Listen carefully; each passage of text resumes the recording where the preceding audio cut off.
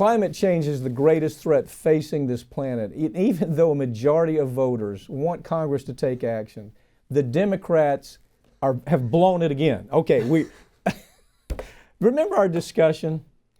How many times? Okay, well, let me just say, Democrats win the House, right? And we're looking for, okay, you love Cortez. I'm not too sure about Cortez yet. Votes aren't in. I kind of like her stuff. But one thing that she did a great job, I mean, really, she ran on the idea of the Green New Deal. And she was out there doing such an incredibly important job saying the Green New Deal matters. And if you put us in charge, we're going to make it work. Okay, I love that about her. Yeah. I mean, it was just such a smart approach.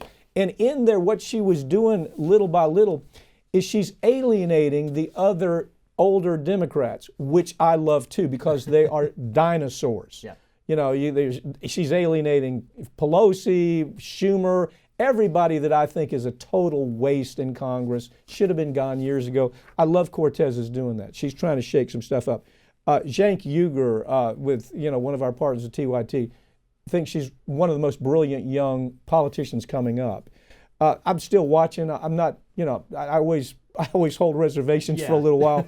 But anyway, she did this right. Okay, Congress, Democrats take over. They put together the committee that is supposed to take over the climate change problem, right? Pick it up from there.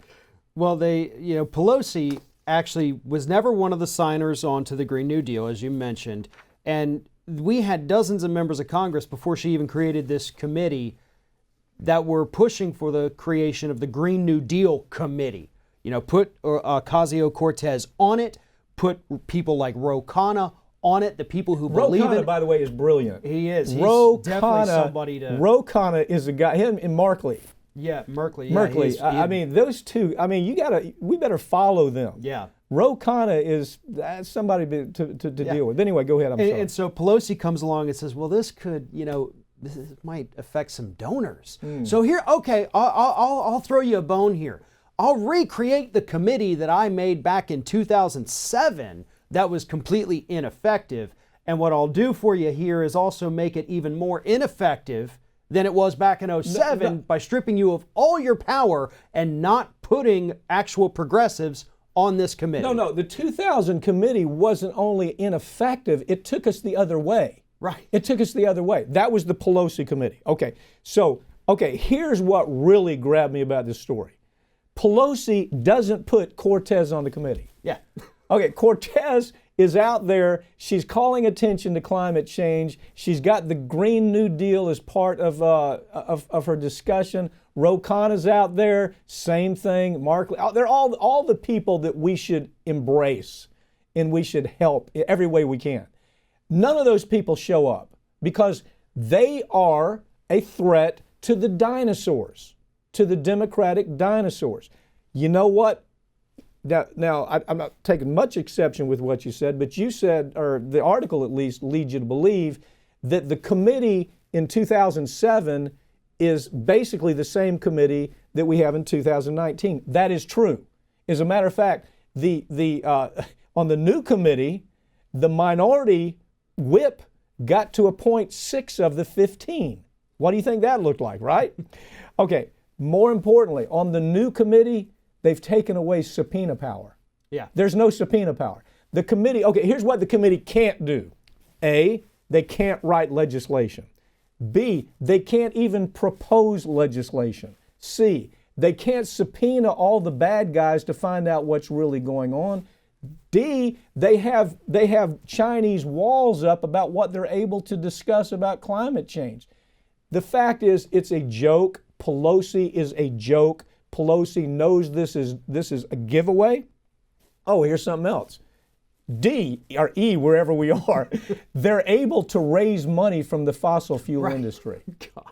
Now, did I miss anything? No, that pretty much sums up all of this crazy. And look, we just got reports, actually multiple reports in the last few months of last year, saying we have 12 years And then we're screwed, basically, on climate change. 12 years, that's it to do something. Pelosi. Well, wait, explain that. You've written a lot on climate change. You write for DeSmog blog as well as the National Trial Journal. Talk about, people don't understand this completely. Right. If we do not reverse course within 12 years significantly, we cannot stave off the 1.5 degrees Celsius warming. And the bigger issue is that 12 years is as of right now. If we continue on for another year or two, that number 12 is going to drop down to about 6 or 7. Yeah. So, as we continue to not act, the number of years we have left, obviously time ticks on, it goes down, but the warming gets worse, so the timetable goes down. We got about 5 years, realistically. And in light of that, Nancy Pelosi, there's no other way to put it, she deep-sixed climate change. She deep-sixed it along with all the leadership up there. I mean, And for no reason. We reason. used to talk through the entire Obama administration. We had a list hanging on the wall of everything the Democrats caved to Republicans on in order to, quote, make a deal. Good point. She didn't have to make a deal. She did this on her own, capitulating to no one because that's her standard position. In other words, there used to be an argument, well, we're not really in control. We have to get along. She doesn't have to get along. This was her baby. She could have made it whatever she wanted it to be, and instead says, I'm used to backing off things, so let me just water it down. Yeah, I am a total failure